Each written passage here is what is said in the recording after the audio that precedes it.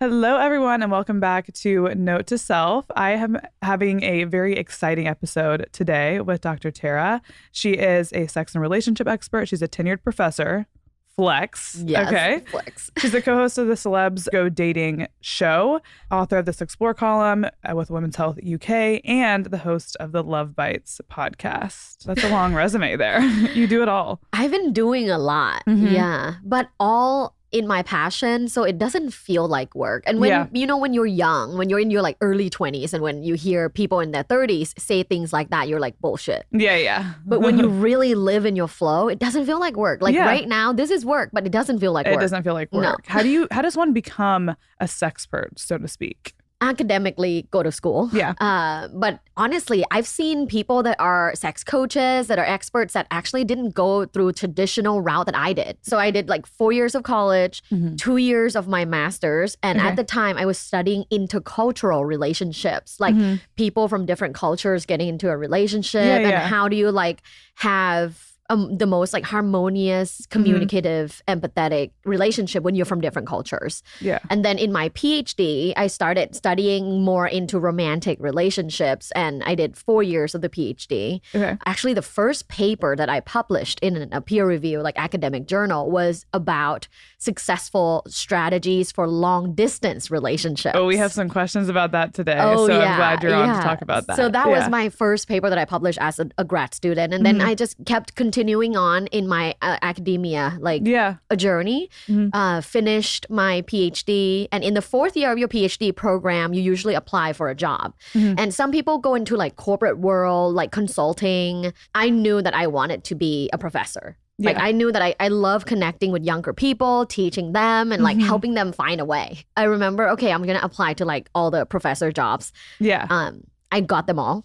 So oh my God. I was able to select where I wanted to go. Yeah, that's amazing. And I, of course, want to come back and like live in LA. So I chose Cal State Fulton. Were your studies and your choices there informed by your life? Like, did you happen to be in a relationship with people with two different cultures? Is that why you studied those things? Yeah. Okay.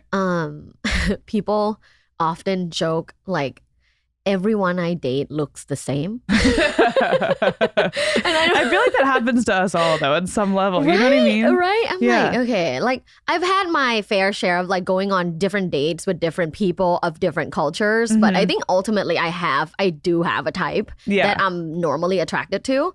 But my husband is actually physically the type that I'm attracted to. But what he does and his background is very not like what I'm usually would go for. But yeah, I would say my personal life significantly informs what I study, how I coach, what I talk about on social media.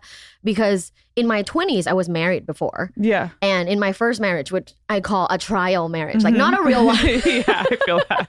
It was a couple of years, we made some mistakes. But overall, I don't regret it because we were really good friends and we had a good time. But ultimately, it was a heartbreak for us to get a divorce because we realized that we did not have passion. Okay. And that was actually the start of my podcast. Okay. It's like, I'm divorced and now all I want is sex. Like, I want sexual chemistry. I want a good sex life because I didn't have it with my previous marriage. Not because something was wrong with him, but we were just not compatible. I have been in a relationship like that before where it didn't last super long because we, as friends, were so great. Like, if you would come stay with me for like a week at a time, the best roommates of all time. Like, we were having the best time.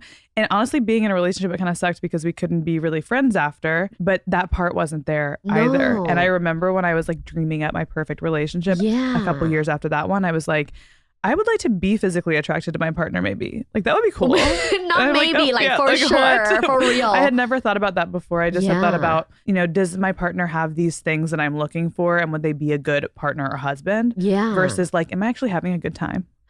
100%. I didn't think about that. Like our experiences align. And I think a lot of women out there have this kind of experience where they would first go for someone that check all the boxes, right? Because that was my ex-husband. Checked all the boxes, right? Yeah, and a good person. Yeah, he's a great person. He loves Thailand, like where I'm originally from.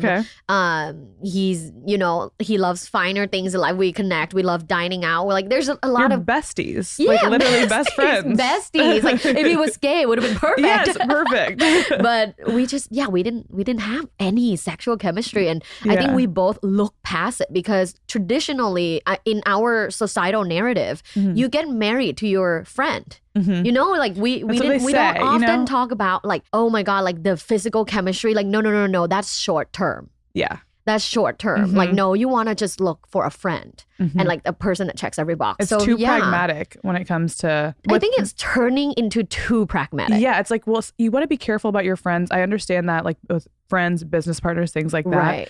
But the relationships do have to have a little bit of an extra edge. Like that part needs to be there, or else they are just a friend or a business partner when you're married. Because you kind of are. I'm a millennial, and there's a ton of millennials and our previous generations that are now divorced. Yeah. Because they went with that philosophy of like checking the boxes rather than following your gut and intuition and whether or not there's physical chemistry. Yeah. So when I was manifesting for my new relationship and now is my husband, I was like, okay, my very first top priority is I am obsessed with this person. Yeah. Because I never had that feeling with my ex. And I was with him for a couple years. And I missed it. I missed like being like, oh my God, I look at someone just like, oh, you're so hot. Yeah. It's simple. It's simple. Now I have it and we've been together like almost 4 years. It's just like, it doesn't change. Like I still have it. Of course, you know, sexual desires and sex drive, which we'll talk about. We'll sex drive about. changes a lot. But my attraction to him doesn't. Yeah. I honestly was like, okay, don't be shy. Like ask some questions. And people just like came at it with the questions. I was like, they were not being shy. I figured we would go through some of those. And I know one of the first questions that I can recall right now without pulling it up is, why is sometimes the best sex had with or in the shittiest relationships? Oh, yeah. Is there like a reason for this? There is. Okay. And there's actually research. The correlation between passion, sexual connection, and toxicity within a relationship. And the reason is, you know, have you ever heard of the term like jealousy and anger is the same as sexual passion? Yeah. Yeah. So it's in the realm of passion. You can be passionately angry. You can passionately hate someone. Yeah. You can also passionately fuck someone. Yeah. So it's like within the realm of the same emotional response. Okay. So yeah, like if you fight and you're in a toxic relationship, but there's a lot of, let's say, physical attraction, but then the other functional part of relationships really don't work, like it's highly dysfunctional, you still will have that sexual desire towards this person. Sexual desire doesn't distinguish, like, is this a healthy relationship? You know, that's the cognitive part of your brain.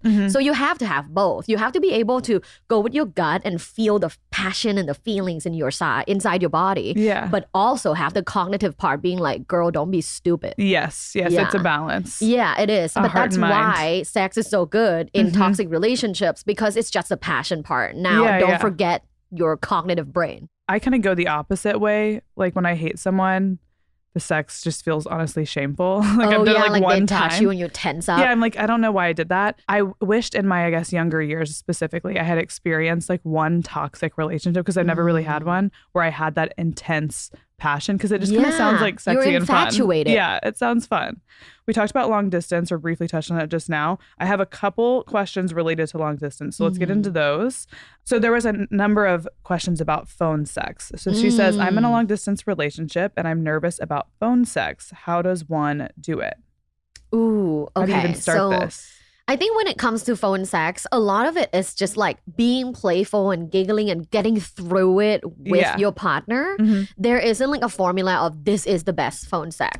However, there is a formula of how to set things up so that you're optimized to have the best experience. Yes. And I think one of them, and in my research I found this too, is to have communication rituals. Okay. Anyone that's in long distance relationship should never just like, oh, I'll just wait for him to call, or like, let's just go with the flow. Like, no, going with the flow will result in a failed long distance relationship. Okay. What we found in research was that people who actually have rules and like norms in their relationship in terms of communication rituals can survive the long distance period before they like get together again. Yeah. So that ritual could look like, you know, for example, every Thursday night, we're going to do phone sex. Okay. And it's going to be a dedicated time between like 8 to 9 p.m. Okay. But we're going to put in the effort and commitment to do this. Yeah. Without this, we see like a couple of reasons why long distance relationships fail.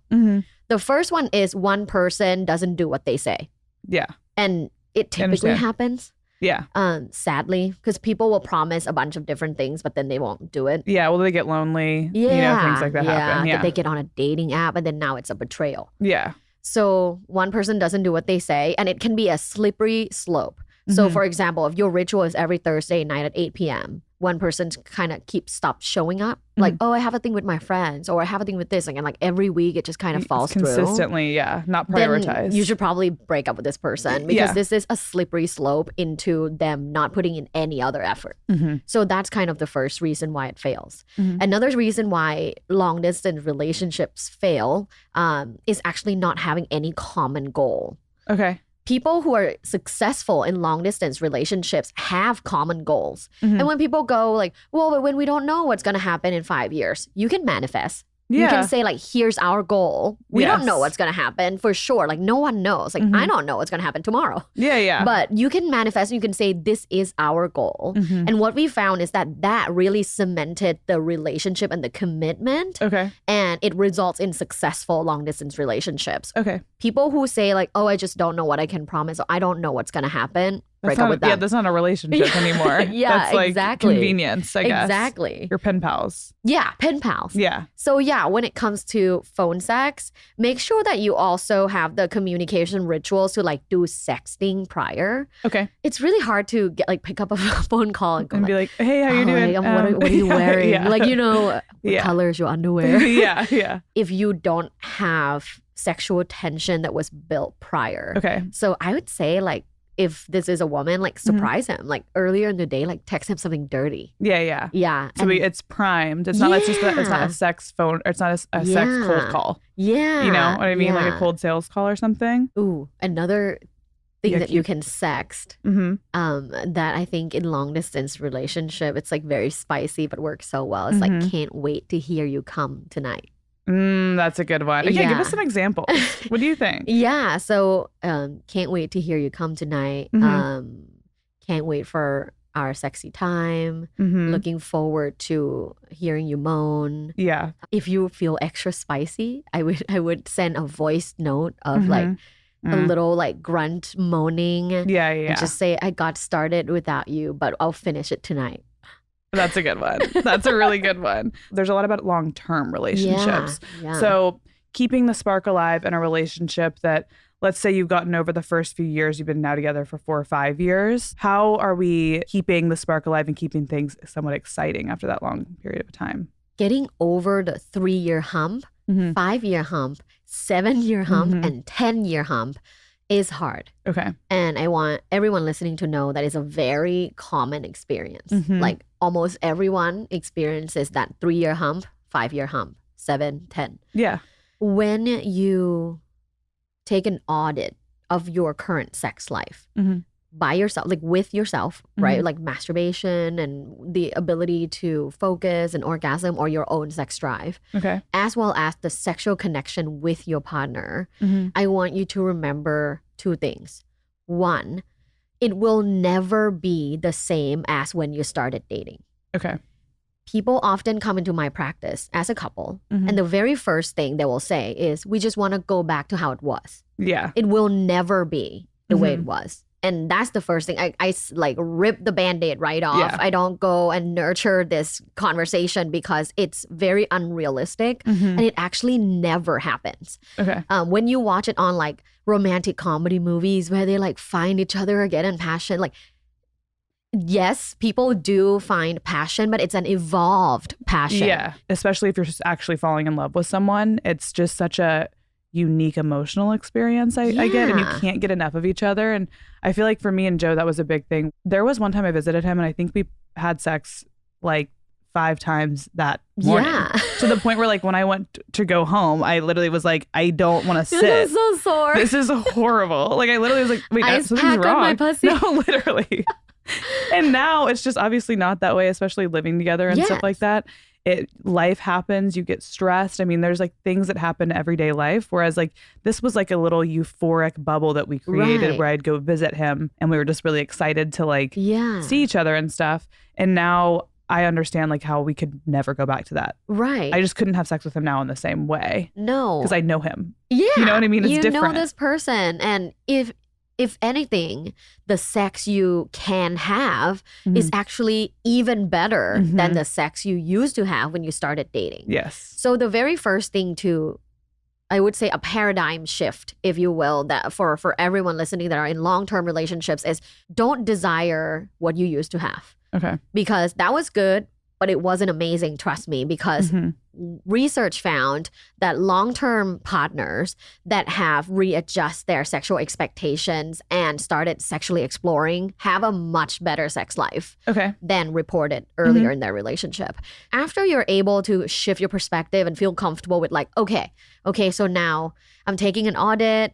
I'm writing down like the good things that are happening in my sex life, the things that I need to improve or want to improve. The very next step in spicing up your sex life is to sit down and have a conversation. Okay. Because you can't spice it up alone. Yeah. And you can't assume that they know. No. And people are like, oh, what if I buy lingerie? What if I buy sex toys? I'm like, at the end of the day, none of these extras would matter unless you're psychologically on the same page. Yeah.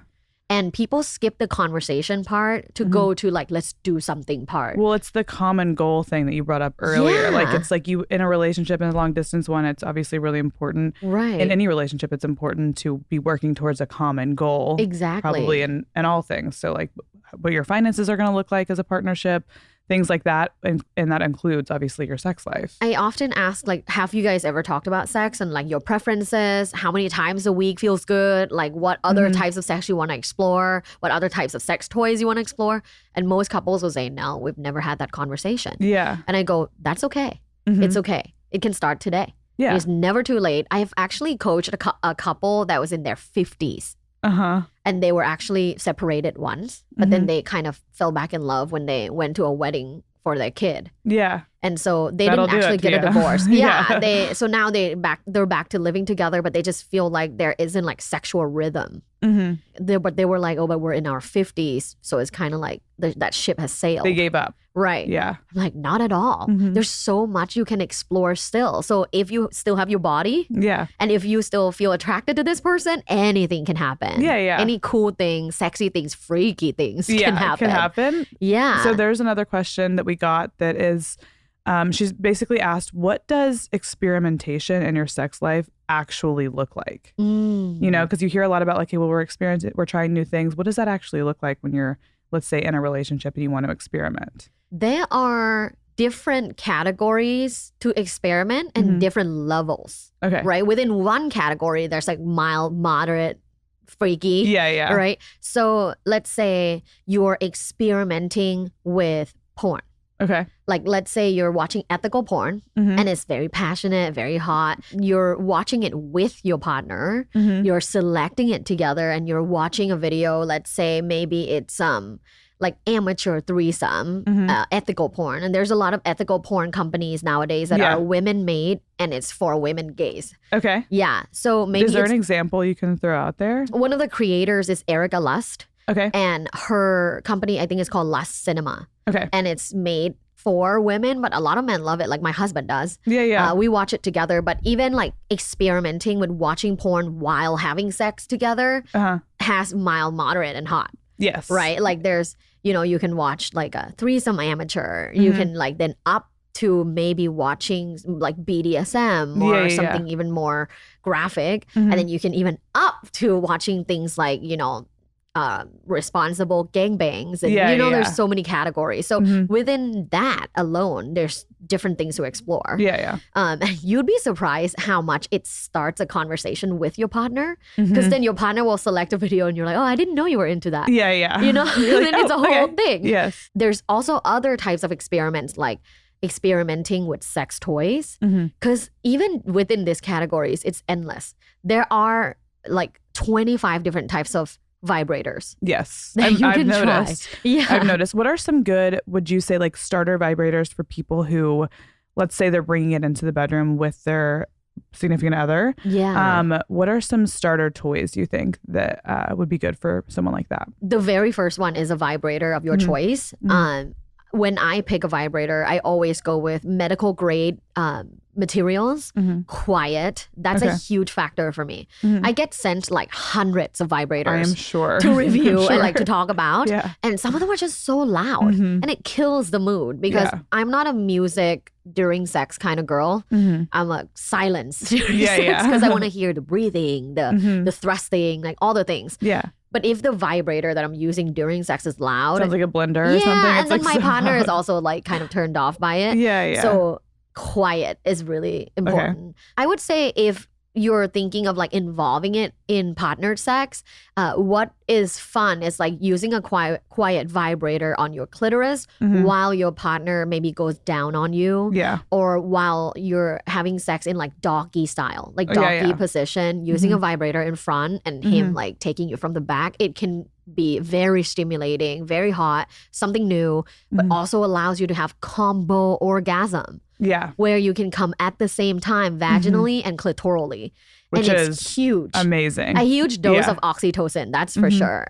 Really feeling that glow. Like just got your like favorite facials kind of glow. It's healthy. It's healthy. It's for your health. So I would say that another sex toy that I think is fun for couples and is really not a toy, it's a tool, is lube. And a lot of girls have shame regarding using lube because they feel like if they're healthy, they should lubricate plenty. But that's not true.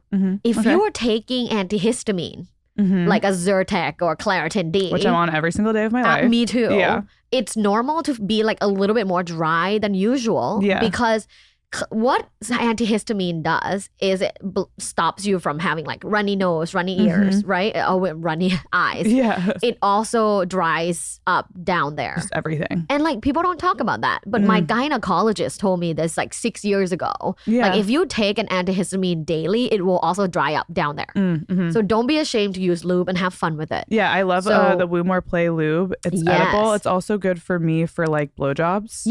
Like I like to it tastes really good. And it's just like an added bonus to make me enjoy it a little bit more. I like that. It's a blow opportunity. It is. I know. I tell my friends, like, it's not a blow job because if you feel like it's a blow job, it's a job. No, like you don't want to go to work, but it's a blow opportunity. So this is another question that we have. I'm glad these are all kind of just like filtering in naturally. She's talking about how she basically doesn't like giving blowjobs, but she wants to enjoy it more for herself. What are ways that we can kind of change the way we think about blowjobs into blow opportunities? And then also she asked, how do I give like a really good blowjob? So how do I give a really good blowjob, just base level? And then how do I also enjoy it myself? So enjoying it yourself takes rewiring your brain that this is an opportunity. What is it an opportunity for? 3 reasons. First, an opportunity to give pleasure to someone you love. And if you keep tuning into that reason, it will help you because you love this person. And you want to give them something. It's like a gift. Number 2, another way to rewire your brain is using edible lube. Something like Woo, or like whatever edible lube that you enjoy, to make it taste good. To make the experience easier. And it's not just like your mouth and your saliva. Like now there's like lube or like coconut oil to like help you lubricate the whole experience. It feels good for him. It feels good for you. And lastly, the best way that, in my opinion, to rewire your brain to like blow opportunity is using a vibrator on your clitoris. While giving a blowjob. Got it. Because that's what I do. Because I have so many. Like I have a small one and a big one, and I usually use a big one so that it doesn't miss the spot. I just sit on it. Like I have a pillow, I have a vibrator, I sit on it, and then I give the blowjob. And me coming at the same time is so hot. Usually he just busts when I come. You know, like we come at the same time. That's amazing. That way allows me to be like, oh, it is like semi like masturbation time. And I will come from my vibrator. Well, if you're just in a more sexy, I mean, obviously, if you have a penis in your mouth, it's probably a sexy time. But this just elevates that to make you feel yourself a little bit more. Also, like maybe you're giving the blowjob and you're coming from your vibrator. Maybe when he's close, he will edge and go like, "Ooh, let's fuck." And that can be really hot too. That's something new to try. That's kind of on the level of experimentation too. That's a certain type of experimentation. Totally. And I think all of these things allow you to rewire your experience to like enjoy it more. Now, with the techniques. Techniques. I try a couple of things. And I think the best way is also asking for feedback from your partner because guys are different, although guys are very simple. Yes, they're very simple. Men are simple. But there are small variations. Like some men love their balls being played with, like cupping their balls or pulling it or fondling it while you do the blowjob. And that's like really pushing them to the edge. Yeah. But some guys like, just don't fucking touch my balls. Yeah. Right? Like just so the communication different. aspect. This is why I was like, here. oh, does this feel good? Just quick, does this feel good? You don't even have to make it sound sexy. Yeah. When you give a blowjob, there are people that go, they tie their hands in the back and they just use their mouth. Yeah. And that's really hard on your jaws, on your neck, on your shoulders. I mean, like if you're giving a blowjob hurts. It's work. Yeah. It's like work. I'm sore, my mouth. Yeah. If you're past 30, like you get back pain. Like I get support. all the things. Yeah. I highly recommend using your hands too. Okay. Right? Like using your hands and your mouth together. You can try like the up and down motion. You can try the twister motion. Okay. You can try the lemon squeeze motion. Okay. But That's also the two using hands on. Yeah, the two hands. Opposite squeezing. But then the guys, whenever I do this video, the guys will always like, we don't have enough mass for like the two hands and the mouth. You're like, okay, well, this is just based on your partner's size. Yes. Okay, How many hands you use? How many hands? One hand, two hands, and a mouth. Maybe. I don't know. I don't know his size. But I think using your hand, using like supporting your mouth and your neck is good. For safety. For safety and for enjoyment. Yeah, for enjoyment. Another strategy that's fun, and this is within the experimentation, is giving him a blowjob while massaging his taint with one of your hands. Okay. The P spot, or it's like the male G spot, is 2 inches inside his butthole. Okay. And it can be massaged through massaging the taint area. Yeah. A lot of people call it like taint massage or like tantric massage. Yeah. Like it's within the realm of like tantra. It's good. It's maybe a good alternative if you don't want to put a finger in the butt. Right. Okay. So just massaging the taint, but like using some pressure and then giving the blowjob and then also asking like, does this feel good? Yeah. Because ultimately he'll just tell you. Okay, cool. Well, also there's some questions. I got a couple questions about experimentation with anal. One, the first being, is it safe? Like, is this something that we should be doing, or is this just like something that is unsafe for our bodies? Anal is completely safe when done right. Okay. And how is it done correctly? Right. So there are so many people that have done it improperly and experienced like a tear. Yeah. And that hurts for like a long time. Or they get into like an injury. Yeah. And that can cause resentment, relationship issues, all kinds of things. Yeah. Right. Because it's like, oh, you just want to take and like you didn't care about my well-being. When we talk about doing anal and doing it correctly, it usually involves like a few things. One, the body needs to be warmed up. Okay. So you should never just like lube it up and stick it in. Yeah. Never. Okay. It's after like at least 20 minutes of like, let's say, massaging the body, massaging the butt, relaxing. Yeah. I usually also use like a vibrator on my clitoris first so that I'm horny. Yeah. And like all the blood flows to my clitoris, engorging that area, helping my butthole like relax. Yeah. So in the foreplay, it should involve like clitoral stimulation. Maybe your partner is eating you out. Maybe they also give you a rim job, like eat out your butthole, like whatever is in your routine or whatever you want to experiment with. Then when you feel like warmed up and horny, hopefully you already like orgasm from your clitoris. Yeah. Then we can move towards the butthole. Okay. I would highly recommend using a ton of lube, like a lot more, like an absurd amount. Okay. Never too much. No, like people are like, what, coin size? I'm like, no, like 30 coin size, like full in your palm. Okay. And just massage the whole area. Have your partner massage using their thumbs around the butthole and also the butt in general, because there's a lot of like nerve endings. So massage the butthole, maybe use fingers to stretch it. Okay. And I learned this from the gays when I was younger. Okay, because they do a lot of stretching. Yes. So massaging the butthole, stretching it, and then when you're like, okay, like I feel good, I'm taking deep breaths and I'm ready, have him like massage the coconut oil or lube that you're using into his penis so that the whole penis is very well lubed up. Then start slow. Okay. Enter like just a tip. It will feel like a lot of pressure if you've never had anal. Yeah. It won't feel good until it does. Okay. Yeah. Got it. So when you're experimenting, have him insert just a tip. Stay there. Maybe have him like massage your breast, like lean over, massage your breast. Another way to also kind of distract yourself from the discomfort is using another vibrator on your clitoris so that you have continuous stimulation.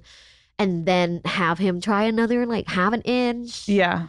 And ultimately, the very first time, you won't be having like bam, bam, bam anal sex. The very first time, it will be him getting in and you guys feeling connected and feeling good about trying something new. Okay. It's psychological, if anything. It's a connection thing. It's a connection thing and trying new things and being taboo kind of thing rather than like physical pleasure. Got it. Anal orgasm is real. Okay. Like lots of women have reported having it. I personally have like felt good anally like once. Okay. So I can't say for sure that it's something you're going to get. Yeah. For sure. We're kind of switching gears here because from anal to what? Anal. I'm like, I didn't even warm y'all up. So sorry. A question I got a lot is what is a quote normal amount of sex to be having with your partner? In long-term relationships. Yeah. Normal depends on your situation. I assume. If you have health issues, normal might be once a month. Yeah. You know, like, or not at all. If you have a family member that's sick and you're taking care of them and you really are not in the mood, maybe it's once every 2 months. Yeah. It just depends on your life situation. But there is an answer based on research. Okay. So in this study, they surveyed couples who reported having high sexual satisfaction in their relationship. And they try to correlate with like, what is the number of the people that, you know, regularly have sex in order to maintain their sexual connection. And the research found at least once a week. Okay. So for most long-term couples that I've talked to, they usually let out a sigh and go, oh, that's doable. Yeah. Which is so funny to me because it's like, okay, so you've been holding your breath like, oh, am I normal? Yeah. And when I say like at least once a week, they're like, okay, once a week, it's fine. Yeah. Because they think that other people are having sex daily. And when you're in a long-term relationship and you have life responsibilities and you're traveling for work, like children or whatever. Oh my God, I have a dog and I find it hard to like, if we try to have sex, which we try to trick her to get out of the bed, then we move her to the living room. We have to run in, close the door, lock it. And the entire time she is scratching, clawing. It has been an interesting thing. So I've been like, mommy and daddy. Literally, she wants to be in here having fun with us. You know what I mean? But we're like, you can't. So she feels left out. So it got me thinking about children because I'm like, how am I gonna have sex? Yeah. And there's not a lot of foreplay going on. No. Like because of the running and the jumping and the moving of the door and the locking. Like it's not sexy. We're more just like, let's get away with this real fast. And figure this out at all times of the day. Children feel like are hard. This is the same experience that a lot of people have though. Yeah. That have, it has like, to pets. be. It has to be, especially when the pets want to be around you. But the kids, I'm sure, are much like mommy, daddy. Like I'm like, oh, that's going to be a lot. So it is hard to like make time for it. I try for this weekly, especially except for when we're traveling because I won't see him every 2 weeks. Yeah. Because we're both traveling and that different baseball times. life. Yeah, he's gone, I'm gone. That's just how it works. But I do notice myself, we get in like more bickering fights over stupid stuff. You know what I mean? Like we'll be just like on edge. Yeah. And then we'll have sex and then we'll be like, oh, we just needed to relax. Okay, got it. Yeah, I think sex, when used intentionally, is such a great reset for the relationship and a great way to reconnect. Yes. In an emotional level. Because I think when you haven't seen each other for a while, even for people that live together, even for married couples that have been married a long time, sometimes they don't see each other or have a connected experience for a while. Yeah. Right? Busy with work, raising children, all the household chores, finances, all of that is like just, you know, drying up your pussy. Like it's a lot of stuff. It's not sexy. It's not sexy. Putting in the effort. Like let's say selecting a date night together, putting in the effort, setting aside like 30 minutes to sexually connect. Yeah. I think that means a lot to both partners. Yes. And like putting in the work. So the fact that you're trying will then help you like relax into that mood. And then, I think having sex once a week, and that can look like whatever. Some people include like mutual masturbation. So like midweek, they will do mutual masturbation where they masturbate together and come together before they go to sleep. And then they'll do penetrative sex like once a week. Okay. So some people mix in like giving their partner a blowjob while they use a vibrator. Some people mix in like a quickie that maybe just like is 5 minutes.